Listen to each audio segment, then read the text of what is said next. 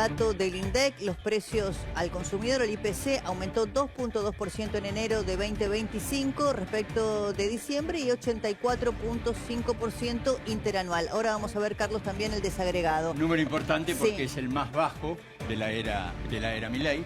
Hay que recordar que había sido 2,4 en noviembre, 2,2%. Es el número de inflación mensual más bajo del gobierno de Javier Milei. Ahora podemos ver después, si querés. El desagregado. ¿La estacionalidad cómo influye? Bueno, evidentemente enero es un mes bastante complejo cuando vos medís la inflación. No lo fue en este caso, pero siempre diciembre, enero, marzo son los meses más complicados, pero lo que tenés que considerar, Débora... La inflación en alimentos siempre estamos mirando, ¿no? A nivel interanual, de acuerdo a los datos del INDEC, la inflación en la República Argentina es 84,5%. Recordar que en enero esa inflación, que Alberto Fernández había terminado con una inflación del 230%. Ahí no te olvides eso. Ahí están los números, ¿eh? ¿Querés que los empecemos a dar? Sí, bueno, ahí en realidad tenés el 2,2 de enero, que es el último.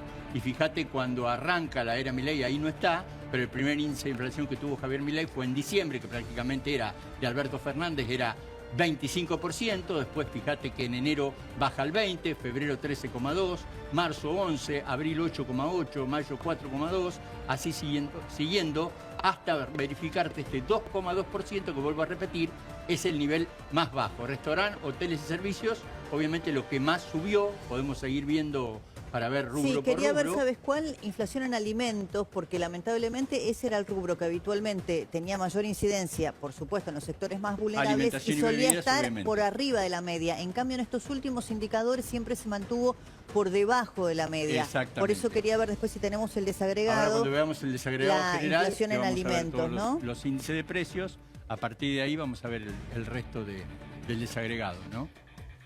Bueno, te puedo ir leyendo algunos si querés antes de verlo. Sí, si tenés inflación en alimentos fundamentalmente, que me parece que es lo más relevante a esta hora. ¿Lo tenés por ahí? Sí, acá tengo el rubro que más subió, es restaurante, hoteles, pero cuando vamos a alimentos y bebidas, el número es 1,8%. Ahí está, ese era el número que quería, 1,8%, alimentos y bebidas, que está por debajo de la media, que es 2,2%, y esta es una muy buena noticia para el gobierno, sobre todo porque es el que mayor impacto tiene en los sectores más vulnerables. Veíamos el tuit precisamente esta semana de la ministra de Capital Humano, Sandra Petovelo, en relación a los índices de pobreza. Y en la Argentina, como la pobreza se mide por nivel de ingresos, cada punto de inflación al alza son más pobres y cada punto de inflación a la baja son menos pobres en la Argentina, por eso es muy importante. Fíjate, Débora, un dato muy importante. Por primera vez en la Argentina, en un rubro en particular, hay deflación, menos 0,7% producto de vestir y calzado. Hay que decir que de ese 2,2% que da el INDEC, prácticamente tenés varios rubros que están por debajo. Por ejemplo, 1,8% bebidas alcohólicas, 1,6% entretenimiento y mantenimiento del hogar, transporte 1,2%, educación 0,5%, y lo que tiene que ver, que te dije, prendas de vestir, ahí empezamos a tener los rubros, ¿ves? Ahí tenés todos los rubros en general. ¿Los regulados? Fíjate que el rubro, ahí no está todavía diferenciado entre regulados y no regulados, pero fíjate ahí los rubros que tenés en particular, que tenés el que más aumenta, que dijimos, 5,3%, que es restaurante y hoteles, eso es servicios. Ahí tenés que servicios te aumenta, después vamos a ver cuánto aumentó el servicio en general.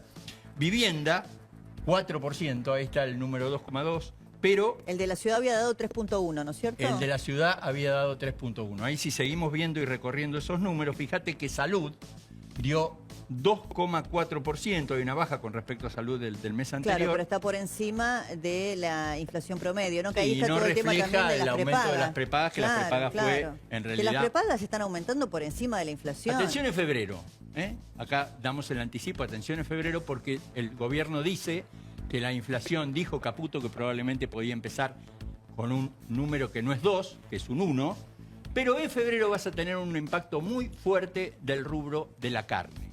La carne impacta, aumentó prácticamente 15% en febrero.